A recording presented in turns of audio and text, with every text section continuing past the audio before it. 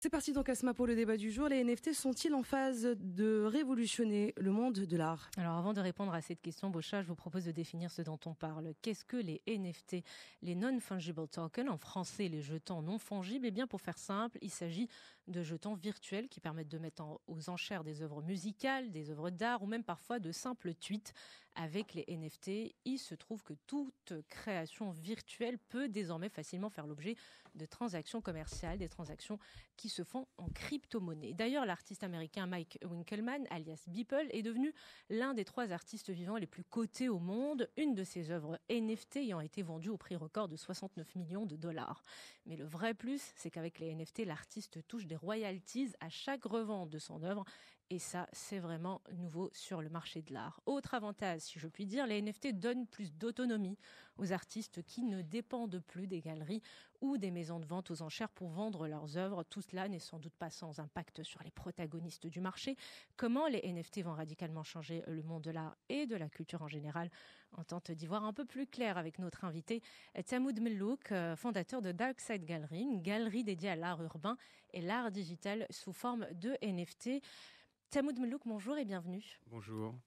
Merci d'avoir donc accepté notre invitation. Les ventes de NFT se sont quand même élevées à 2 milliards de dollars au premier trimestre de l'année en cours.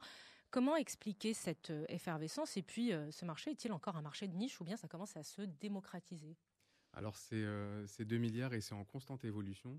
En fait, on est sur une bulle spéculative en quelque sorte, comme dans plein de marchés différents. Et ce qu'on peut expliquer là, c'est qu'il y a une révolution qui est basée sur la blockchain et qui permet de miser sur l'avenir. C'est-à-dire que les gens aujourd'hui ont compris qu'il y a une révolution qui arrive et qu'il va se passer quelque chose dans l'avenir. Donc on a une spéculation qui se fait à travers les NFT. Ça va continuer, mais ça va peut-être aussi exploser pour éclater, c'est-à-dire que la bulle va éclater pour pouvoir revenir à des prix raisonnables. Moi, je trouve qu'on est clairement dans une bulle. Maintenant, ça ne remet pas en question la révolution qu'est le NFT et le bien que ça apporte à l'art. On a plusieurs choses que ça change, qui sont basées sur les fondamentaux de la blockchain, c'est-à-dire la transparence. Aujourd'hui, quand on achète un NFT, on peut savoir qui possède l'art. La traçabilité, l'artiste peut savoir combien de fois a été vendu son art et son œuvre et récupérer des royalties pour chaque vente, sauf ce qui n'était pas le cas, en tout cas très difficilement dans l'art contemporain et dans l'art en général aujourd'hui. L'unicité, donc c'est non fongible, donc c'est unique. On est sûr que cette œuvre est unique, donc ça règle le problème de tous les artistes digitaux. Avant, un copier-coller, une vidéo sur Internet, on ne pouvait pas être sûr qu'elle est unique. Maintenant, si. Donc toutes ces révolutions sont vraies et réelles, et c'est ce qui fait qu'on a une nouvelle ouverture à de nouveaux investisseurs, à de nouveaux artistes qui gonflent un petit peu le marché de l'art. Le marché des NFT, vous citiez un peu les caractéristiques de ces NFT qu'on n'arrive pas encore à cerner facilement. En tout cas, le sujet est complexe. Le marché des NFT est-il empreint de cette notion justement de rareté qu'on connaît avec le Bitcoin? Par exemple, il y a un stock limité, si j'ai bien compris. Est-ce que c'est le cas également pour les NFT? Tout à fait, c'est le principe. C'est le principe même du NFT, c'est-à-dire que la rareté est authentifiée.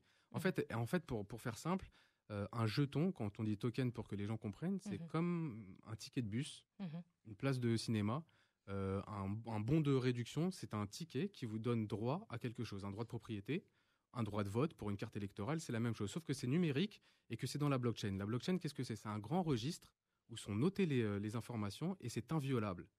Personne ne peut changer ça et personne ne peut falsifier ça.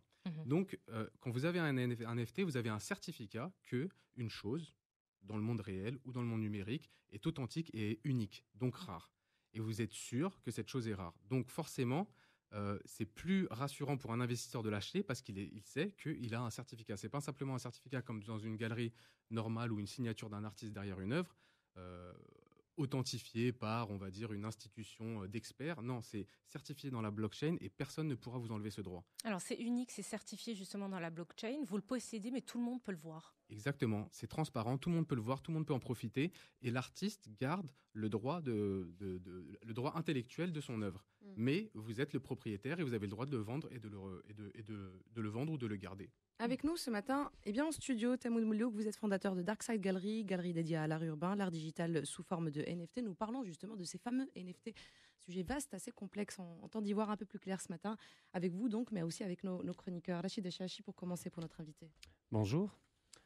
Alors, il y a différents éléments. Le premier, au niveau de la régulation, car on sait très bien que dernièrement, il y a quelques mois, Banque El Maghreb avait émis des réserves par rapport aux crypto-monnaies, partant de l'idée qu'il y a un usage frauduleux, trafic de drogue, terrorisme, qui pouvait passer sans aucune traçabilité par ce type de médias monétaires.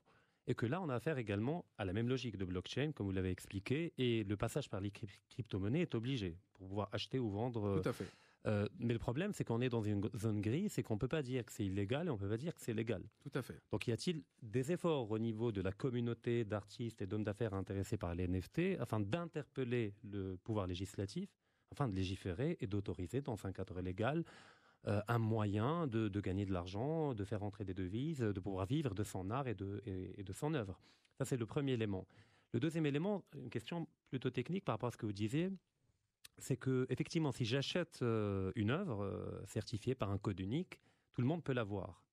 Mais comme dans tout marché où il n'y a pas de médiation, on peut entrer dans ces marchés pour deux raisons. Pour une logique spéculative, c'est-à-dire j'achète un actif pour le vendre plus cher et que je me fiche pas mal de la qualité esthétique de l'œuvre ou de la musique ou autre chose, ou bien pour avoir une forme de rente. Par exemple, j'achète les droits d'auteur d'un livre et puis à chaque fois que le livre est vendu, je gagne. Alors, est-ce que c'est la même logique au niveau du NFT? Si je veux être un investisseur sur la longue durée, si j'achète, tout le monde peut voir, mais est-ce que je peux décider de retirer d'Internet la visibilité de mon œuvre et avoir un monopole absolu? Qu'est-ce que j'y gagne à part la logique spéculative? D'accord, très bien. Alors pour la première question de la régulation, on est en effet dans un flou.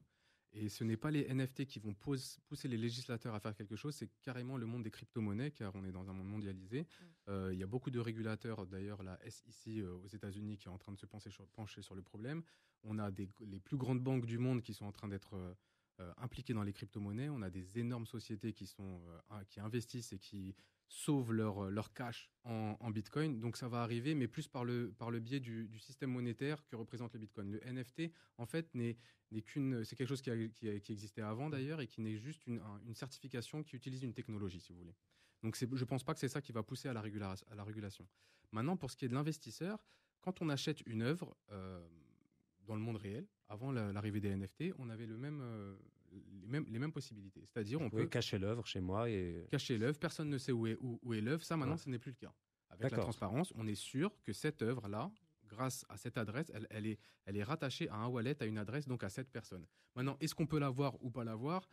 Ça dépend du propriétaire. D'accord, donc il peut la retirer du net et garder la clé unique qui lui garantit la propriété. Il peut y avoir des copies. Il ne peut pas s'empêcher que si, par exemple, j'achète une œuvre... Comme dans le réel. Exactement, il peut y avoir des copies qui sont sur le net, mais ce n'est pas le code unique. Ce n'est pas le code unique, ce n'est pas l'œuvre originale.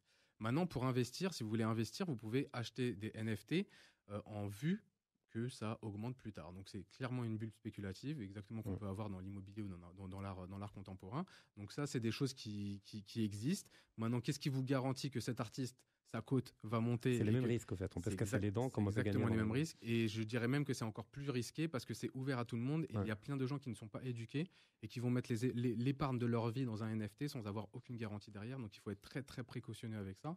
Et aujourd'hui, on est clairement à l'état d'une bulle, donc encore plus précautionneux que... D'accord. Alors, je rappelle qu'on est avec Tamoud Mellouk, fondateur de Dark Side Gallery, une galerie dédiée à l'art urbain et l'art digital sous forme de NFT. On discute justement des NFT, les non-fungible tokens, donc un monde assez complexe qu'on essaye de comprendre ce matin. Driss Jaidan pour notre invité. Déjà, petite remarque qui n'a rien à voir avec notre invité, c'est des milliards de choses rares. Je trouve ça formidable. Donc c'était la remarque de départ, mais ça c'est lié aux technologies. Depuis le surréalisme, on sait à peu près ce que c'est que la rareté. Vous faites un métier et vous avez fondé une galerie qui s'appelle Dark Side Gallery, n'est-ce pas? Oui. Qu'est-ce que vous faites exactement? Qu'est-ce que je fais? Alors en fait, nous sommes un collectif d'artistes urbains, issus du street art, parce qu'à la base, j'ai commencé par le street art.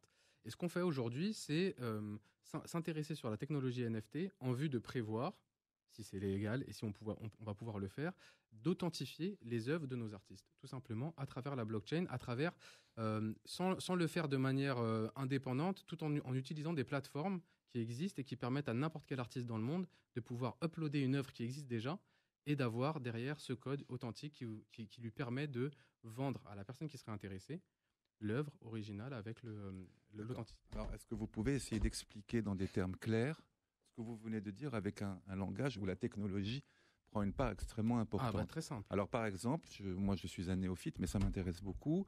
Il y a une œuvre. Qu'appelle-t-on une œuvre dans le cas de votre galerie? Est-ce que c'est une œuvre qui est numérisée ou est-ce que c'est la Joconde qui est au Louvre? Alors qu'est-ce que vous faites? Vous vous C'est réveillez simple. le matin, voilà, il y a une œuvre, qu'est-ce que vous en faites? Alors c'est simple, il y a la première œuvre, c'est-à-dire on va créer un tableau. On a des tableaux, comme les tableaux que vous connaissez. De manière numérique ou physique? Non, physique. D'accord. Physique. Très bien. Ce Donc tableau-là un artiste fait son travail d'artiste. fait son travail d'artiste et comme n'importe quel artiste, qu'il soit digital ou physique. On va prendre l'exemple d'un artiste physique. Il crée son tableau. Ce tableau, il a la Ça peut être de possibilité. la musique aussi, ça peut être de la littérature. Absolument, oui. Ça peut être de la musique, ça peut être de la littérature, ça peut être Même de la vos sculpture, espadrilles, ça peut être même autre chose que de l'art. D'accord. Alors, il y a des NFT utilitaires qui sont, par exemple, dans l'immobilier, qui permettent de tokeniser un appartement. Donc, le NFT n'est pas propre à l'art, mais son Dans votre application à cas, l'art. c'est l'art. Voilà, dans mon cas, c'est l'art et son application à l'art est très, on va dire, très pertinente. Donc, un artiste crée un tableau. Ce tableau existe, je peux vendre ce tableau physique. Mais je peux vendre aussi l'image numérique de ce tableau, c'est-à-dire le JPEG, d'accord, adossé à un NFT, adossé à un code. Ce qui va permettre à la personne qui possède cette version numérique de ce tableau de dire je suis le seul propriétaire de cette image numérique de ce tableau. Ce qui consiste d'une certaine manière à valoriser du virtuel. Tout à À fait. rendre unique le reflet du tableau. Exactement. La virtualisation. Exactement. Mais Est-ce qu'on surtout, peut faire permettez-moi, derrière je vous coupe rapidement, mais surtout à valoriser le statut d'artiste et qu'il tire vraiment profit de ses créations. Parce que du coup, c'est la vente de l'œuvre physique, mais aussi la version numérique. Voilà, C'est moi tout aujourd'hui, De sorte qu'il y a deux objets qui sont valorisés. Il y a l'œuvre première exactement, moi physique aujourd'hui, et ensuite sa virtualisation Mm. qui devient unique. voilà, moi aujourd'hui, J'ai bien compris exactement, la théorie. je peux vendre l'œuvre unique, Oui. qui est unique et qui est signée physique. par l'artiste Qui est physique, physique. comme l'histoire de l'art que vous connaissez. D'accord. Mais je peux vendre aussi cette représentation de cette œuvre numérique, digitale. Ok. Je peux ensuite décider de détruire l'œuvre physique et donner encore plus de valeur à l'œuvre digitale. Ou je peux vous C'est dire, ce qui arrive souvent. ou je- il y a pas mal d'artistes qui sont en train d'utiliser cette technique pour monter Pour monter la en valeur. gamme, oui. Ou je peux dire, écoutez, moi je vous vends le NFT uniquement et c'est vous qui allez décider de est-ce que je détruis l'œuvre originale ou est-ce que je vous la donne aussi dans la vente. Mhm. Maintenant, ça c'est pour les œuvres physiques. Mais imaginez aujourd'hui que maintenant, il y a des centaines de millions d'artistes digitaux. C'est intéressant ce que vous dites. Mhm. Je vais juste rebondir sur ce petit point parce que côté marocain, on a un premier artiste, Ali Kanan, qui s'est lancé justement dans cette aventure avec sa première œuvre digitale en NFT, une œuvre rendant hommage à l'acteur Anthony Hopkins. Justement, comment les artistes marocains peuvent se saisir de cela sans pour autant avoir travaillé dans le domaine des jeux vidéo, comme ça a été le cas de Ali Kanan, qui visiblement familiarisé avec ce domaine. Alors n'importe qui autour de cette table peut acheter et vendre un NFT. C'est très très simple. Vous passez 2 heures de tuto sur YouTube et vous pouvez le faire. il y a des plateformes comme OpenSea. OpenSea, Foundation, Rarible, il y a beaucoup de plateformes. Vous pouvez en 5 minutes créer un dessin digital sur Photoshop, sur Paint, sur n'importe quel, sur votre téléphone et le mettre sur cette. Donc ici, la notion de signature est quand même très intéressante, très importante encore. Tout à fait. Tout à D'accord. fait. La signature, c'est le code que vous allez avoir. Mais comment ça se fait que justement, dans d'autres pays, les NFT sont signés avec des pseudos, souvent des gens qu'on ne connaît pas dans un premier temps, et comment ça se fait qu'aujourd'hui, par exemple au Maroc, on signe avec le nom de l'artiste? Non, on peut. En fait, vous pouvez signer avec votre pseudo d'artiste ou votre nom civil.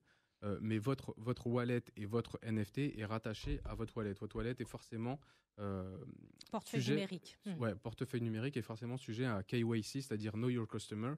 C'est la règle légale partout dans le monde où, pour créer un wallet, vous devez déterminer votre identité civile.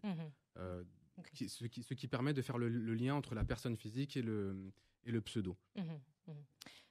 Rapidement, donc, bon, là, j'ai bien compris. J'ai à peu près compris. On essaiera de programmer 2 heures sur des tutos pour mieux maîtriser le sujet. C'est abstrait, mais quand on rentre un petit peu plus dans le détail, c'est de plus en plus au fond, clair. c'est assez simple. Question, j'allais dire, une question qui touche à l'art lui-même. On a le sentiment que ce que vous expliquez renvoie probablement et principalement à l'art contemporain, dans ses composantes, j'allais dire, les plus numérisables et les moins physiques, au fond, parce qu'il y a beaucoup de happening dans l'art contemporain, il y a beaucoup d'œuvres de ce type, avec tout le respect que j'ai pour l'art contemporain par ailleurs. Est-ce que, par exemple, ça pourrait concerner un jour des œuvres physiques millénaires Ça concerne la déjà les Vénus œuvres de physiques. Milo Écoutez, aujourd'hui, il y tableaux, a un tableau de Picasso qui est exposé en Suisse, qui vient d'être tokenisé. Alors, qu'est-ce que ça veut dire concrètement? Ça veut Alors, dire c'est-à-dire que son image est c'est-à-dire que unique, la appartient à propriété, quelqu'un. je crois que c'est un musée, je n'ai plus le nom du musée, qui a ce tableau et qui a décidé Oui. de le tokeniser, de le diviser en un nombre fini. C'est-à-dire, vous avez un tableau, vous dites, on va en faire 100 morceaux. Et chaque Est-ce morceau... que c'est pas le principe de la lithographie appliquée au numérique? Tout à finalement, fait, avec, exactement. C'est la lithographie avec un nombre appliquée- limité. avec un nombre limité, certifié, que vous pouvez acheter. Mais là, on n'a pas reproduit ce tableau de Picasso en 100 lithographies. On l'a divisé lui-même numériquement en 100 parties. C'est-à-dire qu'aujourd'hui, ce tableau vaut 3 600 000 euros. S'il est divisé en 10 000 parties, vous qui avez 36 000 euros, vous pouvez posséder une partie d'un Picasso. Donc le tableau est devenu une sorte de panier d'actions. Exactement. La tokenisation, c'est le même fait de créer des actions sur une entreprise que vous divisez, c'est la même chose. Ce qui permet, donc vous voyez, vous pouvez imaginer les conséquences dans l'art contemporain, ça ouvre la voie à tous les petits investisseurs et ça permet de créer un nouveau marché. Et c'est pour ça qu'on ne sait pas où est-ce que ça va s'arrêter. Est-ce que vous pensez que ça va démocratiser l'art, que ça va faire plus connaître Mais ça le plus démocratise aimer déjà. l'art? Ça le démocratise déjà. C'est intéressant alors- votre remarque. Allez-y, Tamoud. Alors, des deux côtés. Le premier côté, démocratiser pour l'artiste. Aujourd'hui, l'artiste qui veut vivre de son art, s'il n'a pas de collectionneur derrière lui, s'il n'a pas une galerie ou un Oui. musée, il n'en vit pas. Grâce pour moi, le street art a été une première partie parce que l'artiste dit ok, j'ai pas accès au musée, j'ai Donc pas je accès aux vais dans la galeries, rue. je vais dans la rue et tout le monde peut le voir. Deuxième révolution, les réseaux sociaux. Je n'ai plus d'intermédiaire entre moi et mes fans. C'est-à-dire, j'ai 100 000 fans sur Instagram, je décide de faire une lithographie, je peux les vendre directement et je marge directement. Je n'ai rien à donner, je n'ai pas de commission à donner. Donc je n'ai à pas terme, le d'intermédiaire. NFT va tuer les galeries. Non, les galeries vont l'utiliser aussi. Et les maisons aux enchères l'utilisent aussi. Mais les artistes ont maintenant le choix. Ils ne sont plus obligés de passer par une galerie pour toucher les gens. Et ils ne sont plus obligés de passer par un expert pour certifier l'unicité et la véracité de leur Donc ça brise ce fameux mythe du huis clos des artistes où les uns sont adoubés, validés. Exactement, ça enlève la centralisation. Donc il n'y a plus de monopole et un arbitrage possible. Exactement, on n'a plus de désintermédiation Donc, et on est mise sur en une concurrence démocratisation entre les totale. canaux. Et on n'a plus et bon, il y a le côté technologique, mais comme je vous dis, c'est une fausse complication technologique. Vous allez dans n'importe quel tuto YouTube, En 5 en minutes, 2 heures, vous pouvez le faire. Donc maintenant, n'importe quel artiste, et ça aussi démocratise, et ça sécurise les artistes digitaux, qui n'avaient aucune protection sur la copie de leurs œuvres. Maintenant, oui, avec ce certificat, avec ce NFT, ces artistes digitaux peuvent dire, OK, quand je te vends une œuvre, tu es le seul propriétaire et c'est l'œuvre unique. Dernière Donc, question. c'est un nouveau marché. Est-ce qu'on profite de l'œuvre sur son smartphone? Parce que quand on achète une lithographie, on la met dans son salon, on l'encadre. Comment est-ce qu'on profite de l'œuvre? Très bonne Acheter un question. écran plasma et Non, il Par faut exemple, acheter. Non, peut-être, très bonne peut-être. question. Il faut aller dans le métaverse. Alors là, Bonne moi, Non, chance, je vous cher emmène ami. pas, je vous emmène on en parlera. Je vous offre un casque 3D. Vous pouvez mettre votre œuvre digitale dans votre salon virtuel. Non, plus sérieusement, vous êtes. On va vers ça. hein. On Je va suis clairement. trop vieux pour tout ça. On va clairement vers ça. Moi, j'ai 40 ans et j'ai beaucoup de mal à comprendre ça. Mais on va vers ça. Non, vous pouvez en profiter simplement si vous voulez le rendre dans le réel. Simplement, vous allez repasser par le monde réel et réimprimer votre image. Et vous allez le mettre dans votre salon, mais l'image que vous allez imprimer et mettre dans votre salon n'aura aucune valeur. Mais du coup, avant peut-être de passer la parole à Rachid Chahachi, question un peu bisounours au fond ce matin, puisque c'est génial hein, ces histoires d'NFT, ça booste le marché de l'art, on l'a compris, c'est bien pour les artistes, c'est bien pour l'œuvre d'art, mais est-ce que c'est bien pour nous consommateurs, est-ce que le tout numérique est bon pour notre capacité aussi, d'admiration et Ça dépend de consommation de l'art, tout simplement. Ça dépend quel type de consommateur vous êtes. Est-ce que vous êtes un consommateur qui veut juste acheter quelque chose de beau et le mettre chez lui et en profiter, ou est-ce que vous voulez être un consommateur qui collectionne et qui veut avoir une valeur de ce qu'il a acheté et être sûr de pouvoir le revendre ou de pouvoir prouver que c'est une œuvre? Ça dépend. Si vous êtes un consommateur comme la majorité des gens qui ne sont pas dans la collection d'art et qui n'ont pas forcément envie d'avoir, que ça soit unique ou pas, ce qui leur importe c'est que ça soit beau et que ça décore, Ça change Et rien l'un pour vous. n'empêche pas l'autre. Mais si vous voulez... Mais je veux pas, je ne veux pas être une consommatrice contrainte peut-être demain, dans un an, dans 10 ans, à partir plongée dans le métavers pour apprécier une œuvre d'art. Vous voyez, Non, c'est en cela que je vous interpelle aussi. Vous n'aurez aucune obligation d'aller dans le métavers, vous aurez juste besoin d'aller sur Internet comme n'importe quel consommateur ou consommatrice qui veut profiter d'une œuvre digitale. Alors que vous venez de dire qu'il y a certaines œuvres qui pourraient être dans l'avenir exclusivement visibles dans ce métavers. Oui, tout à fait. Mais il y a il des- faut il y a avoir, des- il y a il faut des avoir un plateformes- portefeuille numérique, déjà, pour commencer. Pour en profiter, non. Mais pour en acheter, oui. Oui. Pour en profiter, vous avez juste besoin d'un écran pour les voir. Mm. Pour voir une œuvre digitale, si c'est une œuvre digitale. Mm. Mais ça peut être, comme je l'ai dit, un tableau de Picasso qui existe réellement. Oui. Rachid Achachi pour notre invité. Rapidement, 3 éléments. Le premier, c'est que je pense qu'on sera d'accord que la rareté, contrairement à ce que dit l'adage, ne crée pas toujours de la valeur. Oui. Vous connaissez ces régimes de Socrate, tout ce qui est rare est cher. Or, un cheval bon marché est rare, donc un cheval bon marché est cher. Donc, on tombe rapidement dans la contradiction.